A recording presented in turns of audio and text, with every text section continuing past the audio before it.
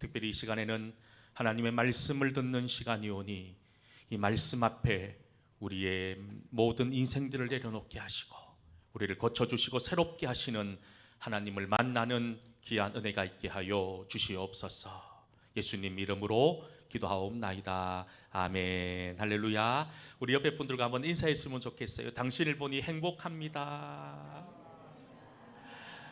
당신을 보니 힘이 납니다. 네. 우리 하나만 더 가지고 고백할까요? 예배 가운데 은혜 받읍시다. 22살 이제 갓 육군 소위로 임관한 미래가 촉망받던 한 젊은 청년이 있었습니다. 그런데 안타깝게도 훈련 도중에 수류탄이 터져서 오른손 손을 잃어버리고 말았어요. 그 사고로 인해서 나는 이제 앞으로 장군이 되겠다, 이 직업군인으로서 큰 꿈을 가지고 있었던 이 청년의 모든 꿈은 산산조각나고 말았지요. 집은 가난했습니다. 장애를 가지고 제대한 그를 환영하는 사람은 아무도 없었지요. 물론 육체의 장애를 가진 것도 슬픈 일이었지만 자신을 더 힘들게 하고 어렵게 하는 것은 장애를 가진 세상의 차가운 시선들이었어요. 더 이상 나는 아무것도 할 수 없구나, 나에게는 아무런 희망도 없구나, 그렇게 좌절하고 있을 때 믿음을 가진 지금의 아내를 만나서 가족들의 반대를 무릅쓰고 어렵게 결혼에 성공합니다. 그의 아내는 참 믿음의 여인이었어요. 좌절하고 있는 남편을 위해 매일 눈물로 기도했고 남편이 바로 설 수 있도록 사랑과 헌신의 마음을 아끼지 않았어요. 그런 아내의 모습에 감동한 그는 다시 열심히 공부해서 새로운 계약을 진학하게 되고 좋은 성적으로 대학을 졸업합니다. 그런데 여전히 한쪽 팔이 없는 장애를 가진 그를 받아주는 일터는 한 군데도 없더라는 거예요. 하지만 감사하게도 여러 군데 이력서를 넣었는데 단 한 군데에서 면접을 보자는 거예요. 거기 어디냐? 애경그룹이라는 곳에서 연락이 와요. 면접을 보자는 거예요. 그리고 이제 그 청년이 사람들 앞에서, 면접관 앞에서 자기에게 이게 마지막 기회일 것 같아서 정말 비장한 마음으로 이렇게 말합니다. 사람이 어떻게 손만 가지고 일합니까? 머리로 일해야지요. 제가 가진 능력을 믿어주십시오. 저를 뽑아주시면 이 회사의 보탬이 되는 사람이 되겠습니다. 그렇게 이 면접관들에게 얘기를 하는 거예요. 그런데 그렇게 당당하게 이야기하고 있는 그 면접장에 애경그룹의 회장이 참관을 하고 있었는데 그 청년의 말이 너무나도 여러분 도전이 되어서 그 장애를 가지고 있었음에도 그 사람을 직원으로 채용했다는 거예요. 그리고 무려 30년이라는 세월 동안 여러분 이 사람은 애경그룹 그리고 KTF라는 곳에서 부사장까지 오르면서 마케팅의 대부로 자리 잡게 됩니다. 여러분 혹시 애경에서 나온 2080 치약이라고 들어보셨죠? 이분이 마케팅한 거예요. 그리고 여러분 이 사람이 30년 동안 이렇게 장애를 가지고 열심히 일하고 이제 퇴직을 하고 여러분 아마 집에 세라젬 하나씩 있으시죠? 여러분 이분이 바로 지금 세라젬을 만드신 조서환 장로님의 이야기예요. 이 조서환 장로님이 어느 교회에서 이렇게 간증했다고 합니다. 제가 한 토막을 읽어드릴게요. 상한 마음으로 살 때는 손이 없어서 사람들이 싫어하고 사는 게 힘들 것이라고 생각했는데 그건 저만의 생각이었습니다. 하지만 오히려 제게 한쪽 손이 없었기에 지금껏 인생의 마라톤을 매우 보람차게 달려올 수 있었던 가장 큰 이유였습니다. 인간으로서 아무것도 할 수 없다는 걸 깨닫는 순간 하나님의 은혜를 구하였고 그렇게 제 인생에 개입하신 하나님의 뜻을 알 수 있었고 고난 속에서 기도의 힘을 확인하며 순종과 인내의 영성도 배우게 되었습니다. 남이 나를 생각할 때 지금이 가장 불행하다 생각하겠지만 믿음으로 나아가면 가장 값진 새 인생을 살 수 있을 겁니다라고 간증한 거예요. 이 얼마나 귀하고 얼마나 위대한 믿음의 고백입니까? 그런데 이 간증의 이야기를 들으면서 어떤 마음이 들었냐면, 이 믿음의 고백이 있기까지 이 장로님이 얼마나 힘들고 어려웠을까라는 그 마음이 밀려오더라는 거예요. 여러분들 어떻습니까? 이번 한 주 여러분들의 삶은 어떠했습니까? 우리가 사는 인생 늘 생사가 오고 가는 전쟁터이지요. 여러분들 일주일 동안 전쟁터에 살다가 오늘 주의 전에 나왔어요. 그러다 보니 사람들은 누구나 육체의 아픔과 상처를 가지고 있습니다. 그뿐만 아니라 마음의 상처들도 하나를 안고 살아간다는 거예요. 근데 여러분, 이런 상처와 이런 아픔을 해결하지 못하면 결국 우리는 그것에 발목 잡혀서 실패자가 될 수밖에 없다는 거예요. 그런데 여러분, 어쩌면 이런 육신의 상처, 마음의 상처보다 더 심각한 상처는 무엇일까요? 우리가 하나님으로부터 말할 수 없는 은혜를 받았음에도 그 하나님을 알지 못하는 그 마음의 병, 영적인 병, 내가 하나님께 감사할 제목들이 넘쳐남에도 감사하지 못하고 살고 있는 우리들의 상한 영적인 마음들, 여러분, 이런 영적인 장애가 우리들을 더 힘들게 하는 것이 아닐까요? 오늘 이 시간 이 자리에 나오신 여러분들 역시나 다들 크고 작은 육체의 아픔뿐만 아니라 영혼의 어려움들도 가지고 아마 이 자리에 앉아 계실 거예요. 그런데 시편 147편 2절과 3절에 성경은 이렇게 우리에게 말씀하고 있습니다. 우리 같이 한번 시편 147편 2절과 3절 말씀을 함께 읽어보도록 하겠습니다. 여호와께서 상심한 자들을 고치시며 그의 상처를 싸매시는도다. 아멘. 제가 빨간 글씨로 여러분들이 보시기 좋게 칠해놨어요. 상심한 자를 어떻게 하신다고요? 고치시고 그들의 상처를 싸매 주신다는 거예요. 오늘 이 시간 여러분들이 어떤 모습, 어떤 마음의 상처와 어떤 인생의 어려움이 있더라도 우리를 싸매 주시고 우리를 고쳐 주시는 하나님을 만나서 여러분들의 인생의 모든 어려움들에서부터 고침받고 회복되고 새로워지는 은혜가 있기를 주의 이름으로 간절히 소망합니다. 우리 옆에 분들과 한번 이렇게 인사했으면 좋겠어요. 하나님이 만져주시고 하나님이 고쳐주십니다. 오늘 우리가 함께 읽은 본문의 말씀은 예수님께서 안식일에 회당에서 한쪽 손 마른 사람, 다른 말로 하면 한쪽 손에 장애를 가진 사람을 고치신 기적을 우리에게 소개하고 있습니다. 오늘 본문은 이렇게 시작하지요. 마가복음 3장 1절입니다. 예수께서 다시 회당에 들어가시니 한쪽 손 마른 사람이 거기 있는지라. 회당은 어떤 곳일까요? 유대인들은 성전이 무너진 이후로, 성전이 파괴된 이후로 율법을 가르치고 율법을 낭독하고 예전에 성전에서 행했던 모든 것들을 그곳을 대신하기 위해서 회당을 만들었습니다. 그리고 유대인들은 가는 곳마다 수많은 회당들을 세워나가기 시작했어요. 보통의 유대인들이라면 하루에 3번씩 회당에 나와서 예배를 드렸고, 안식일이나 또 어떤 종교적 절기마다 여러분 회당 중심으로 그들은 모여서 그들의 믿음을 지키고 그렇게 살아왔던 거예요. 주 70년 성전이 파괴된 이후에 예루살렘, 그 크지도 않은 예루살렘에 회당이 무려 400개가 있었다라고 하는 기록이 남아 있을 만큼 예루살렘에는 수없이 많은 회당들로 가득 차 있었다는 거예요. 회당이 많았다는 것의 의미가 무엇일까요? 그만큼 이스라엘 백성들에게 회당은 뗄래야 뗄 수 없는 그들의 삶의 가장 중심에 자리 잡고 있었던 그런 곳이었다는 거예요. 오늘 본문에 등장하고 있는 한쪽 손에 장애를 가진 그 사람도 마찬가지였을 거예요.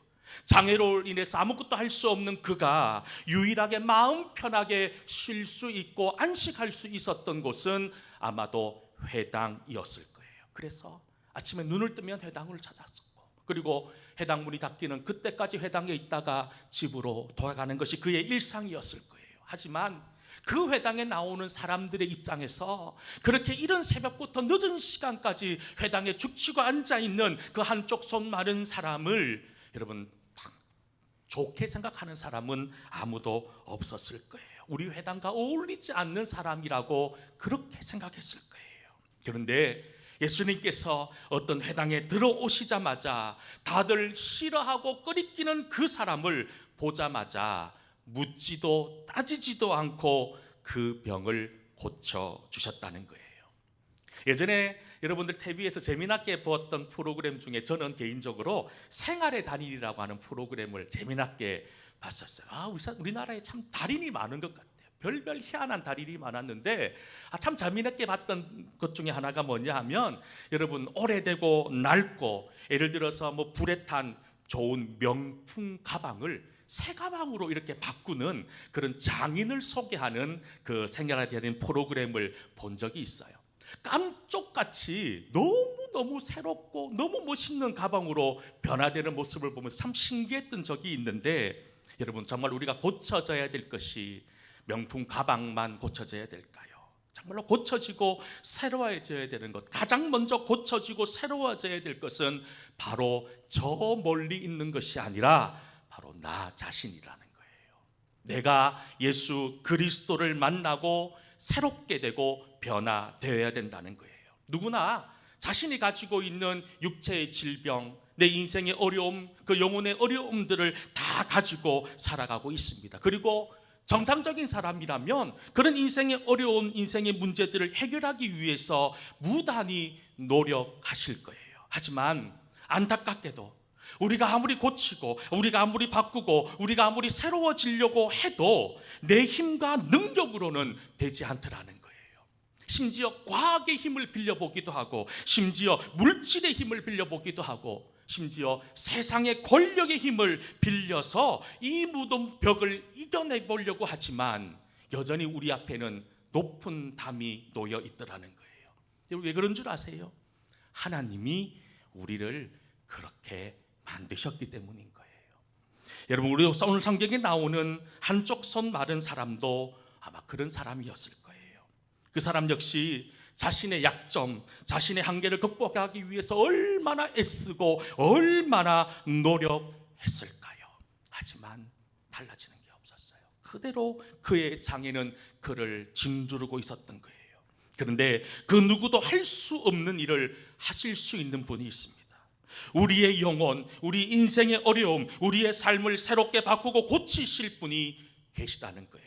저는 오늘 그분을 여러분들에게 소개하려고 합니다. 그분이 누굴까요? 바로 우리 주 예수 그리스도이십니다. 구약을 대표하는 선지자 중에 한 명인 에레미야가 하나님께 부름을 받습니다. 하나님의 부름을 받아서 선지자로서의 사명을 감당하게 될 그때에 이스라엘 민족은 매우 아픈 상태였어요. 어느 정도로 아파했냐면 전혀 통제가 되지 않는 고삐 풀린 망아지같이 그들은 제멋대로 살았어요. 영적으로 그들의 상태는 여러분 썩을 대로 썩어 있는 그런 심각한 상황이었어요. 하나님을 향한 믿음이 무너져 버린 그때 성경은 이렇게 이야기합니다. 함께 예레미야 2장 13절 말씀 함께 읽어보도록 하겠습니다. 예레미야 2장 13절 말씀입니다. 함께 읽어봅시다. 내 백성이 두 가지 악을 행하였나니 스스로 웅덩이를 판 것인데 그것은 그 물을 가두지 못할 터진 웅덩이들이니라. 아멘. 지금 이스라엘 백성들의 상황이 터진 웅덩이, 물을 가둬들일 수 없는 터진 웅덩이의 상황이었다는 거예요. 여러분 우리의 인생도 혹이나 터진 웅덩이와 같은 삶을 살고 있지는 않냐는 거예요. 무엇인가로 계속해서 끊임없이 채우는데 채워지지 않는다는 거예요. 왜냐하면 우리의 인생이 터져 있기 때문인 거예요. 하나님 이런 터져 있는 폐역한 사람들을 새롭게 하기를 원하셨습니다. 왜냐하면 고치시고 싸매시고 새롭게 하시는 것이 하나님의 마음인 거지요. 이처럼 사람도 여러분들의 가정도 우리 교회도 여러분 이 나라와 민족도 바꿀 수 있는 분은 오직 하나님밖에 없다는 거예요. 여러분 여러분들의 인생이 새로워지길 원합니까? 여러분들의 가정과 우리의 교회와 이 나라가 새로워지길 원하십니까? 바꿔지고 새로워지길 원한다면 우리가 주님을 만나야 한다는 거예요. 주님을 향해 단단히 굳어진 마음과 생각을 새롭게 갚아 엎을 수 있는 그런 마음이 우리에게 필요하다는 거예요. 사랑하는 성도 여러분, 우리의 마음을 깨끗하게 하십시다. 철저히 회개하고 주님만이 나를 고칠 수 있다는 그 분명한 믿음을 가지고 주님께 소망을 두고 살아가는 저와 여러분 다 될 수 있기를 간절히 소망합니다. 이처럼 우리가 새로워지고 우리가 고쳐지고 우리가 변화되기 위해서는 실제적인 결단이 우리에게 필요하다는 거예요. 특별히 하나님께서 이스라엘 백성들 그 터진 웅덩이와 같은 그들을 향해서 모이라고 이야기합니다. 그들의 자리를 틀고 모이라고 이야기합니다. 시온을 향해 깃발을 세우고 지체하지 말고 주님께로 나아오라고 말하고 있더라는 거예요. 오늘 예수님께서 이 회당의 한쪽 손 마른 사람에게도 동일하게 말씀하고 있어요. 3절 말씀에 보면 이렇게 말씀하고 있습니다. 우리 마가복음 3장 3절 말씀 함께 읽어보도록 하겠습니다. 예수께서 손 마른 사람에게,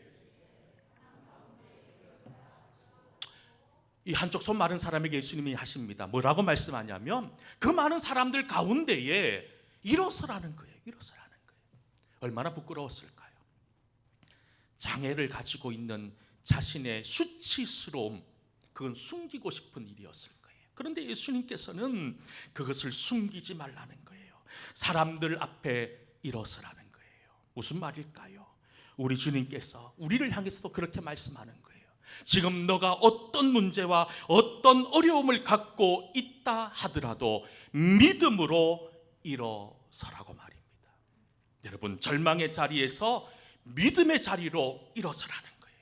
슬픔과 고통과 절망과 괴로움의 자리에서 믿음의 자리로 일어서라고 오늘 이 시간 우리에게도 동일하게 말씀하고 있다는 거예요. 여러분, 아프잖아요. 마음이 답답하잖아요. 힘들잖아요. 매일매일 눈물로 하루하루 지내고 있는 우리들에게 주님께서 지금 여러분들을 초대하고 있다는 겁니다. 제발 나에게로 나오라는 거예요. 나에게로 나와서 나와 함께 가자는 거예요. 지금까지 내가 가지고 있는 연약함과 내가 가지고 있는 아픔들로 인해서 말할 수 없는 무기력한 삶을 살고 오셨습니까? 성도 여러분, 이제 일어나십시다. 슬픔과 고통과 슬픔의 자리에서 일어나십시다. 염려와 근심과 걱정의 자리에서 일어나시고 부정적인 생각의 자리에서 일어나십시다. 그리고 무엇보다도 과거의 상처와 그 아픔의 자리에서 헐헐 털고 일어날 수 있기를 간절히 소망합니다. 주님 앞에 일어나는 그 순간 오늘 한쪽 손 마른 사람이 그의 연약함이 해결되어진 것처럼 우리도 해결되는 놀라운 은혜가 있을 줄 믿습니다. 오늘 5절에 뭐라고 얘기합니까? 마가복음 3장 5절에 이렇게 말씀하고 있지요. 같이 한번 마가복음 3장 5절 말씀 읽어보겠습니다. 탄식하시니 그 사람에게 이르시되 내 손을 내밀라 하시니 내밀매 그 손이 회복되었더라. 할렐루야. 회복되었다는 거예요. 그가 그토록 애쓰고 수고하고 그가 가진 모든 것을 투자하고 새로워지기를 원했는데 실패했다는 거예요. 그런데 오늘 예수님 앞에 예수님께 나오니까 그 손이 회복되었다는 거예요. 여러분들의 인생이 회복되어야 됩니다. 여러분들의 가정이 회복되어져야 되고 우리 교회와 이 나라 민족이 회복되어져야 합니다. 단 한 가지입니다. 회복될 수 있는 유일한 길은 하나님 앞에 나오는 거예요. 하나님을 만나면 인생의 문제가 해결됩니다. 주님을 만나면 절망의 문제가 해결됩니다. 예수님을 만나면 눈물이 변하여 소망과 기쁨이 됩니다. 예수님을 만나면 불평과 불만의 삶이 감사와 소망의 삶으로 변화되는 놀라운 기적의 주인공들이 바로 오늘 여러분들이 될 수 있기를 주의 이름으로 간절히 축원합니다. 앞에서도 말씀드렸지만 누구나 상처와 아픔이 있어요. 육체의 상처가 있고 마음에 여러 가지 과거의 그런 아픈 기억들로 인해서 여러분 마음에 누구나 어려움들을 가지고 있어요. 그런데 사실 이런 어려움들보다 우리를 더 힘들게 하는 것이 무엇일까요? 바로 영적 장애라는 거예요. 영적 장애. 예수님께서 한쪽 손 마른 사람의 그 연약함을 고쳐주셨어요. 이것은 기쁜 일이에요.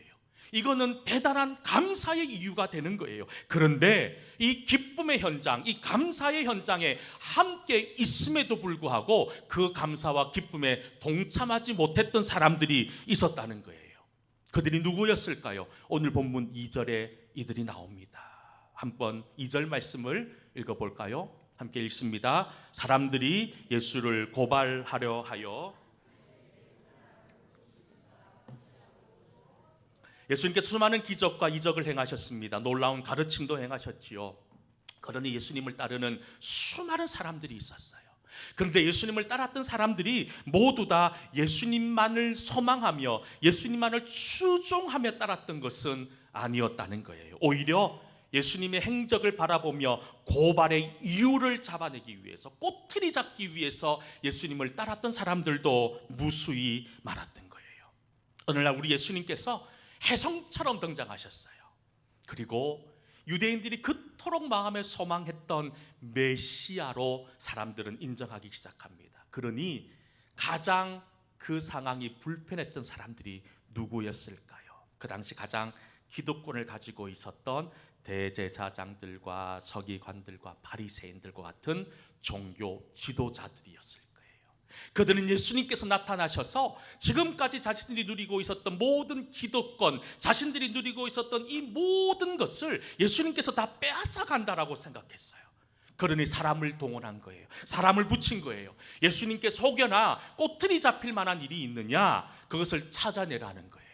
오늘 예수님께서 한쪽 손 마른 사람을 고치신 그때가 언제입니까? 오늘 성경에 분명히 안식일이라고 기록하고 있습니다. 여러분, 좋은 꼬투리가 되는 거지요. 기쁨의 순간이었습니다. 놀라운 기적의 순간이었는데 그들은 그 기적과 그 감사의 상황 속에 들어오지 못한 채 예수님의 꼬투리를 잡는 것밖에 보이지 않았다는 거예요. 어쩌면 지금 육체의 장애를 가진 한쪽 손 마른 사람이 문제가 아니라 그 회당 안에 영적인 한쪽 손 마른 사람들 또한 함께 있었다는 거예요. 말씀드렸지만 영적인 아픔이 있는 사람은 어떻습니까? 감사를 감사로 인정하지 못해요. 은혜를 은혜로 받아들이지 못하는 사람들이에요. 바로 오늘 성경에 나오는 제사장들과 서기관들과 바리새인들과 같은 그런 나름대로 영적인 사람들이라고 얘기했던 사람들이 바로 영적 한쪽 손 마른 사람이었다는 거예요. 그런데 우리 예수님 그들조차도 고치고 새롭게 하기를 원하셨다는 거예요. 그런데 그들은 예수님의 부름에 따르지 않았던 거예요. 그들은 스스로 자신들은 의인이라고 생각했을 거예요. 자신들은 병들지 않았다고 생각했을 거예요. 자신들은 율법의 완전한 사람이라고 생각했고 자신들은 누구보다도 더 큰 믿음의 사람이라고 이야기했을 거예요. 그리고 무엇보다도 나는 죄인이 아니다라고 생각했을 거예요. 이런 바리새인들과 서기관들을 향해서, 제사장들을 향해서 우리 예수님 뭐라고 경고하신 줄 아십니까? 마태복음 23장 27절에 바리새인들과 서기관들을 향해서 이렇게 우리 주님 말씀합니다. 같이 한번 읽어보겠습니다. 화 있을진저 외식하는 서기관들과 바리새인들이여, 그 안에는 죽은 사람의 뼈와 모든 들어온 것이 가득하도다. 아멘. 그들을 향해서 예수님 뭐라고 말씀하셨어요? 회칠한 무덤을 흰색으로 칠해놓은 거예요. 그러니 사람들이 볼 때 깨끗하고 보기 좋다는 거예요. 그런데 회칠한 무덤 그 안은 여러분 어떻습니까? 죽은 냄새, 썩은 냄새로 가득하다는 거예요. 여러분, 영적인 질병을 가진 사람이 바로 이런 사람이라는 거예요. 하나님을 가장 잘 섬긴다고 자처했던 그들이 가장 앞장서서 예수님을 십자가에 못 박아 버렸다는 거예요. 여러분, 이처럼 하나님의 고침의 역사는 내가 죄인임을 인정하고 깨닫는 것에서부터 시작되어야 된다는 거예요.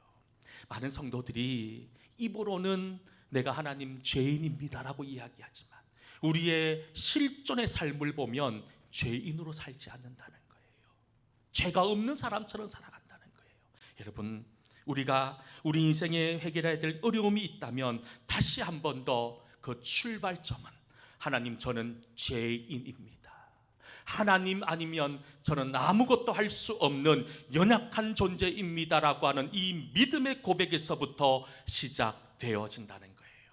우리는 사순절 기간을 보내고 있습니다. 이 사순절의 의미가 무엇일까요? 이것을 깨닫는 거예요. 내가 죄인임을 깨닫는 것이고 하나님을 떠나서는 내가 아무것도 할 수 없는 존재임을 여러분 처절하게 깨닫는 시간이 이 사순절 기간이 아닐까요? 여러분, 다시 한 번 더 우리의 인생 가운데 치유되고 회복되고 새로워질 것들이 있다면 주님 앞에 나아오십시다. 그러면 주님께서 해결해 주실 거예요. 묶여져 있는 것이 있습니까? 주님 앞에 나오십시오. 주님이 풀어주실 거예요. 그런 놀라운 은혜로 우리 모두 살아가는 저희가 여러분 될 수 있기를 주의 이름으로 간절히 축원합니다. 우리 함께 찬양 드렸으면 좋겠어요. 은혜 아니면